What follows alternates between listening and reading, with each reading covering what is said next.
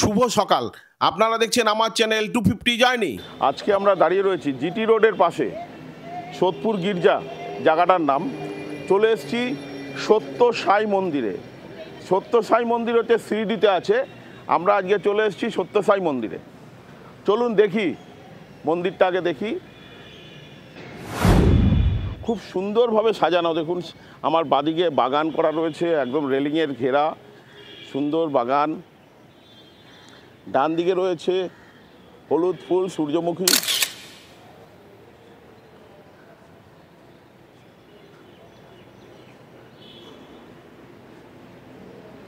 এখানে লেখা রয়েছে শ্রী সাই দেবস্থান।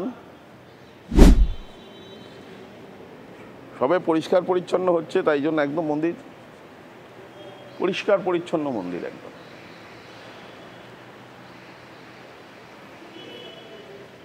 ঢোকার জায়গা আছে ওইখান থেকে, রেলিং দিয়ে ঘেরা, এন্ট্রি রয়েছে এখান দিয়ে। সোজা ঢুকে যাচ্ছি।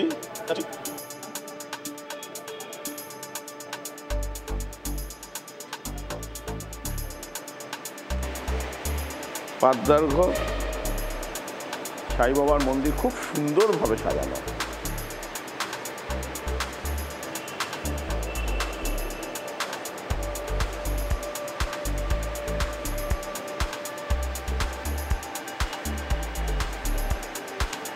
মন্দিরের চারিদিকে দেখা যাচ্ছে সাই বাবার অলৌকিক কাজকর্মগুলো দেখা যাচ্ছে, এত সুন্দর লাগছে। আর মন্দিরটা খুব সুন্দরভাবে সাজানো। সামনের দিকটা দেখুন, সামনের দিকটা খুব সুন্দরভাবে।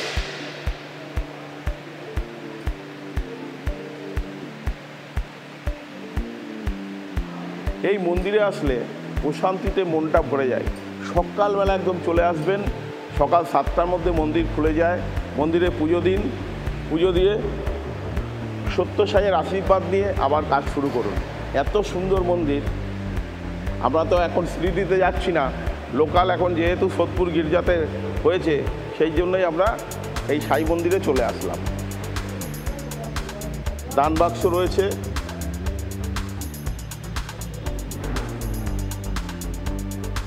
সাই বাবা কীভাবে রান্না করতেন সেখানে দেখানো হয়েছে। এখানে গ্রামের লোকদের নিয়ে সাই বাবা জাতা কলে পিষে মশলা রেডি করছে, সেটাও দেখানো হয়েছে। এখানে দেখানো হয়েছে সাই বাবা বাচ্চাদেরকে নিয়ে আনন্দে মেতে উঠেছেন। আবার এখানে সাই বাবা সাধুর ঘরে এসেছেন, সেটাও দেখানো হচ্ছে।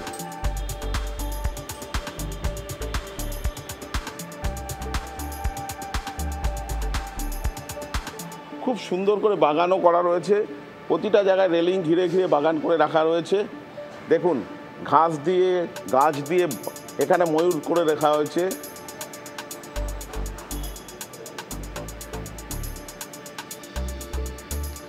গাছগুলোকে খুব সুন্দর করে ছেটে এত সুন্দর করে রেডি করে রাখা রয়েছে, দেখার মতো।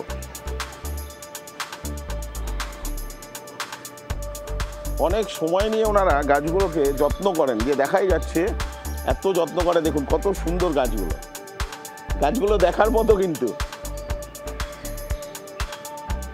কত সুন্দর গাছ। দেখুন, দেখলে মনে হয় একটু ছুঁয়ে দেখি। যাই হোক, ছুঁয়ে দেখলাম। সকল জাতের ভক্তদের কাছেই শিরডি সাই বাবা একজন সন্ত ছিলেন। গুরু পূর্ণিমা, রামনবমী, দশেরা ও 1 জানুয়ারিতে এখানে বিশেষভাবে বিশাল অনুষ্ঠান হয়। আর বাইরে বেরোলে কিন্তু পুজোর দোকান রয়েছে, পুজোর ডালির দোকান। ওখান থেকে আপনারা পুজোর ডালি নিয়ে নেবেন, নিয়ে পুজো দিয়ে দেবেন। মন্দির প্রতিষ্ঠিত হয়েছিল 10ই এপ্রিল 2013 সালে। এবারে বলি আপনারা এই সত্য সাই মন্দিরে কি করে আসবেন। আপনারা শিয়ালদা, বনগাঁ বা রানাঘাট যেখান থেকে আসুন না কেন, সোদপুর স্টেশনে এসে নামবেন। স্টেশন থেকে 5 মিনিটের হাঁটা পথে চলে আসুন বিটি রোড ট্রাফিক মোড়ে। সেখান থেকে ব্যারাকপুরগামী অটো ধরে চলে আসুন সত্য সাই মন্দিরে। পৌঁছে গেলাম সোদপুর মুড়াগাছা টালিভাটা হনুমান মন্দিরে। এত বড় জায়গা, এই জায়গার মধ্যে শিব মন্দিরও রয়েছে, আবার রাধাকৃষ্ণের মন্দিরও রয়েছে। মন্দিরের গেট দিয়ে ঢুকেই প্রথমেই যা আমার চোখে পড়ল শিব মন্দির রয়েছে, বাবা শিব রয়েছে এখানে। সামনেই শিব ঠাকুরের মূর্তি, আর বেশ সুন্দর লাগছে এখানে। প্রথমেই ঢুকে পড়লাম রাম লক্ষ্মণ সীতা মন্দিরে। সামনেই রয়েছে হনুমানজি। হনুমানজিকে দর্শন করেই আমরা দেখতে পেলাম হনুমানজির ওপরে ঠিক রয়েছেন রাম লক্ষ্মণ সীতা। মন্দিরে দেবদেবীকে প্রণাম করে নিচের দিকে নেমে আসলাম। সারা মন্দির চত্বর জুড়ে পৌরাণিক আমলের লোকগাথা রয়েছে।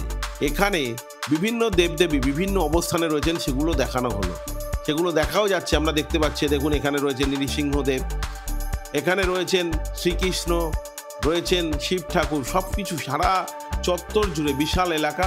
এই বিশাল এলাকায় দেখা যাচ্ছে ঠাকুরের বিভিন্ন ঠাকুর রয়েছেন এখানে। দেখুন কৃষ্ণ রথ চালাচ্ছে। মন্দির চত্বরটা খুবই সুন্দরভাবে সাজানো রয়েছে। আমার পিছন দিকে দেখুন একটা বাগান রয়েছে, আর সারা মন্দির জুড়েই রয়েছে দেবতা বা দেবদেবতাদের মন্দির। এখানে রয়েছে, আপনারা দেখুন যে হনুমানজির মন্দির রয়েছে আমার ডান দিকে, আর বাঁ দিকে রয়েছে শিব মন্দির, আবার উল্টো দিকে রয়েছে রাধাকৃষ্ণের মন্দির। এত সুন্দর করে এত বড় জায়গা জুড়ে রয়েছে, জায়গাটা সত্যিই দেখার মতো। আপনারা যদি পরিবার নিয়ে এসে এখানে একটা দিন কাটাতে চান, খুব সুন্দরভাবে কেটে যাবে। আর এই মন্দিরের ঠিক পিছনেই রয়েছে একটা বিশাল সরোবর। এই সরোবরে কিন্তু সেখানেও দেবদেবতাদের মূর্তি। 2-3 মার্চ এখানে বাৎসরিক অনুষ্ঠান অনুষ্ঠিত হয়ে থাকে। আর আপনারা 2 নম্বর গ্রাম পঞ্চায়েত মুড়াগাছা, সোদপুর, এখানে চলে আসবেন। কি করে আসবেন সেগুলোও সব বলছি আপনাদের। সোদপুর স্টেশন থেকে অটো ধরে চলে আসবেন 2 নম্বর গ্রাম পঞ্চায়েত মুড়াগাছা। ওখান থেকে আপনারা অটো বা ভ্যান পেয়ে যাবেন, সোজা চলে আসবেন টালিভাটা হনুমান মন্দির। এইখানে এসে নামলেই পাশেই দেখতে পাবেন এই টালিভাটা হনুমান মন্দির। আর যদি আপনারা নিজস্ব গাড়িতে আসেন, সোজাসুজি কল্যাণী হাই রোড দিয়ে চলে আসবেন মুড়াগাছা 2 নম্বর গ্রাম পঞ্চায়েত, সেখান থেকে টালিভাটা হনুমান মন্দিরে। দেখতে দেখতে আমরা শিব ঠাকুরের মন্দিরের সামনে চলে আসলাম। সামনেই বসে আছেন বাবা শিব, আর একদম সামনে রয়েছেন শিব পার্বতী। তাদের যুগল জোরকে প্রণাম করে আবার মন্দিরের বিভিন্ন কারুকার্য দেখতে থাকলাম। সারা মন্দিরেই রয়েছে দেওয়ালে দেওয়ালে পৌরাণিক কাহিনী, আর সামনে যত দেখছি একটার পর একটা শুধু ঠাকুর পৌরাণিক যুগে দেবদেবতাদের ছেয়ে রয়েছে সারা মন্দির জুড়ে। আর পিছনে আপনাদের আগেও বলেছিলাম, পিছনেই রয়েছে পুকুর। দেখুন সামনেই রয়েছে আমার শিব ঠাকুর ষাঁড়ের ওপরে বসে আছেন। বাচ্চাদের পরিবার নিয়ে আসলে কত সুন্দরভাবে দেখুন পার্কের ব্যবস্থাও করা রয়েছে। বাচ্চাদের নিয়ে এসে এখানে বসার ব্যবস্থা রয়েছে। আপনারা যদি বাচ্চাদেরকে নিয়ে আসেন, তারা সময় কাটাবে খুব সুন্দরভাবে। এত সুন্দর মন্দির দেখলে তাদেরও প্রাণ জুড়িয়ে যাবে। সামনে মন্দিরের দোল খেলার সব সরঞ্জাম সবই রয়েছে। যে দোল উৎসব এখানে হয়ে থাকে, রাধাকৃষ্ণের দোল উৎসব, সেগুলো এখানে দেখা যাচ্ছে। পৌরাণিক কাহিনী চিত্র মাটির সাহায্যে এখানে ফুটিয়ে তোলা হয়েছে, মাটি জল কাদা রঙের সাথে ফুটিয়ে তোলা হয়েছে।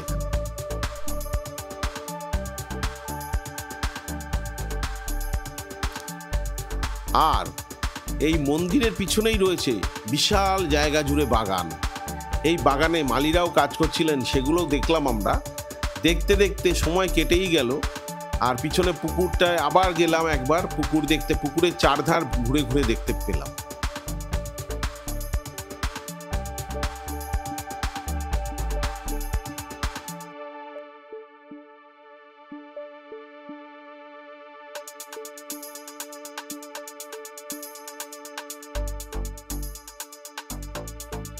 সামনে পুকুর যে রয়েছে, এই পুকুরে স্নানের জন্য ঘাটও তৈরি করা আছে।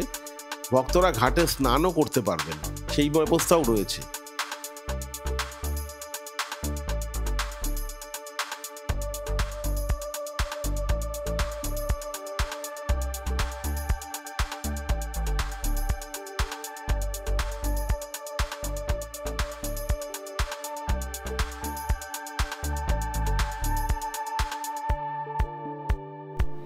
এত বিশাল মন্দির চত্বর, এর ঠিক পাশেই রয়েছে বিশাল বড় বাগান। বাগানটাও যদি ঘুরে ঘুরে দেখেন, দেখার মতো বাগান। প্রচুর ফুল গাছ লাগানো রয়েছে, এছাড়াও নারকেল গাছ, অন্যান্য গাছও লাগানো রয়েছে বাগানে। আর বাগানে মালিরা যে কাজ করছেন, সর্বক্ষণ কাজ করেন, সেগুলো দেখেই বোঝা গেল একদম পরিষ্কার পরিচ্ছন্ন বাগান রয়েছে।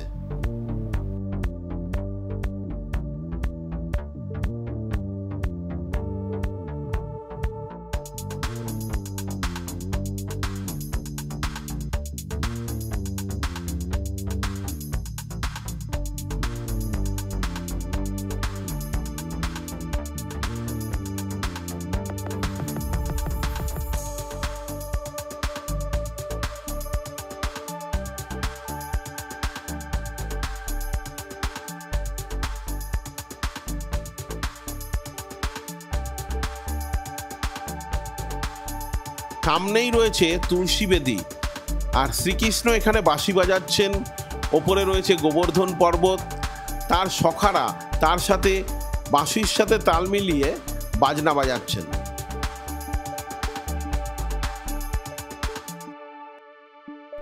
এই মন্দির দর্শন করে আবার চলে যাব অন্য মন্দিরে।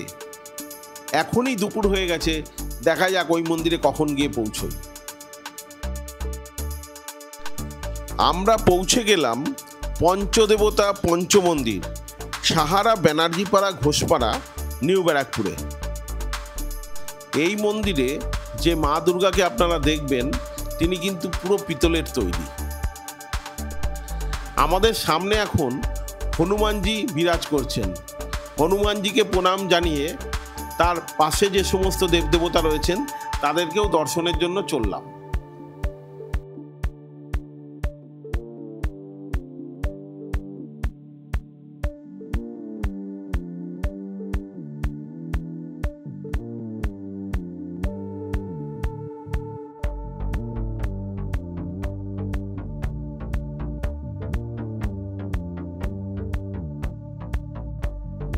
আমাদের সামনেই রয়েছেন রাম, লক্ষ্মণ ও সীতা।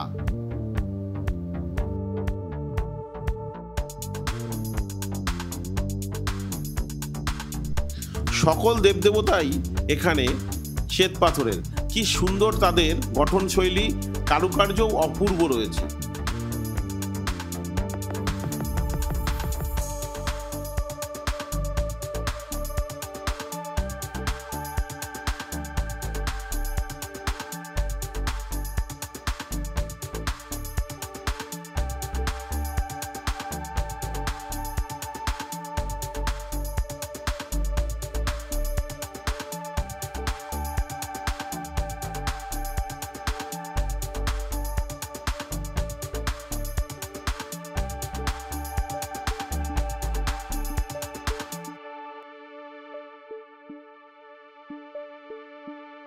পাশেই রয়েছেন গণেশজি। দেখুন তার গঠনশৈলী বা কারুকার্য, যে মূর্তি, অপূর্ব মূর্তি। আর এখানে যে সকল মূর্তি রয়েছে সকলেই কিন্তু নিত্য পূজিত হন।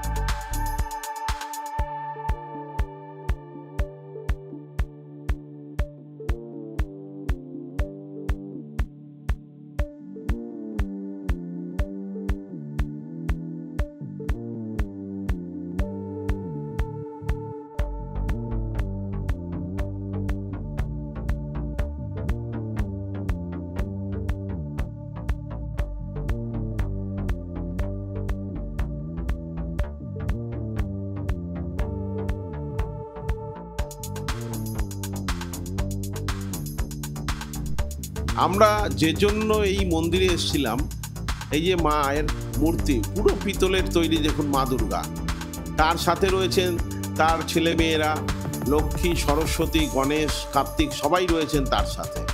দেখুন সাইডেই রয়েছে আবার মা সরস্বতী রয়েছেন, তার মূর্তিও দেখা যাচ্ছে।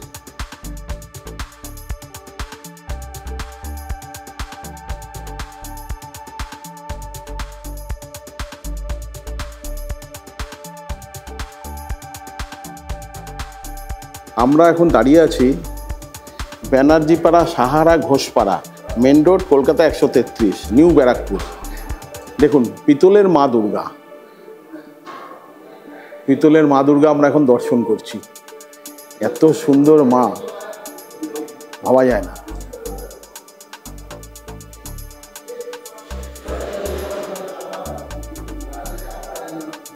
মা লক্ষ্মী রয়েছেন, রয়েছেন মা সরস্বতী, গণেশজি রয়েছেন, রয়েছেন কার্তিক মহারাজ, কার্তিকজি রয়েছেন। এখানে দেখুন খাওয়ানোর ব্যবস্থা সবই হয়। যেহেতু আজকে শুক্রবার, মন্দির আজকে মোটামুটি বন্ধই থাকে, সেই জন্য আমরা এটা দেখে গেলাম, আজকে এই অবধি দেখে গেলাম।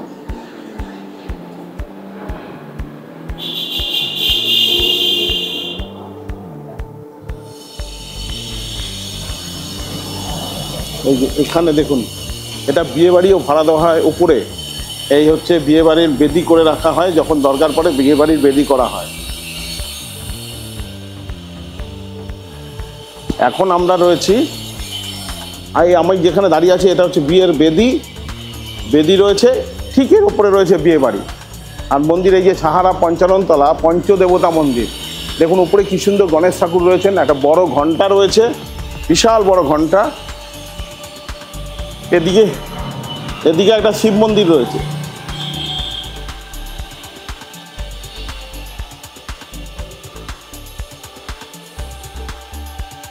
এখানে রয়েছে শিব ঠাকুরের মূর্তি, আর ওখানে রয়েছে ব্রহ্মা বিষ্ণু মহেশ্বর। এখানে শিব ঠাকুরের মূর্তি রয়েছে, আমার ডান দিকে ঠিক রয়েছে শিব ঠাকুরের মূর্তি। ত্রিশূলটা পুরো পিতলের। একটা জিনিস লক্ষণীয় যে এখানে বেশিরভাগ জিনিসই কিন্তু সব পিতলের। মা দুর্গাও পিতলের, আবার শিবজির যে ত্রিশূল রয়েছে এটাও পিতলের।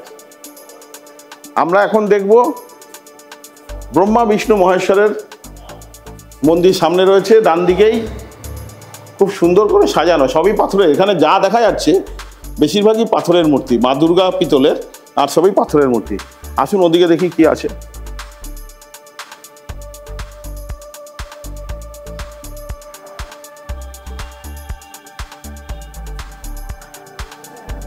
রাধাকৃষ্ণ, কৃষ্ণর মন্দির এখানে রয়েছে, বালগোপাল রয়েছে, আর ওদিকে রয়েছে শীতলা মাতা। এদিকে আমার এদিকে রয়েছে, ডান দিকে রয়েছে শীতলা মাতা, শীতলা মায়ের মন্দির। আপনারা আসুন, আশা করি আপনাদের ভালো লাগবে। বাৎসরিক পুজো হয় এখানে। তাহলে এই সাহারা ব্যানার্জিপাড়ায় চলে আসবেন। এ দেখুন আমার ডান দিকে রয়েছে পুরো মেন রোড। মেন রোড দিয়ে এখান দিয়ে অটো টোটো সব যাচ্ছে, সামনেই মেন রোড রয়েছে।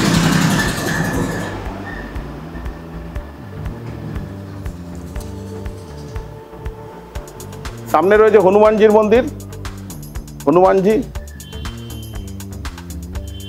এখানে রয়েছে রাম, সীতা, লক্ষ্মণ। আর সেখানে রয়েছে গণেশের মূর্তি। আশা করি এই মন্দির আপনাদের ভালো লাগলো।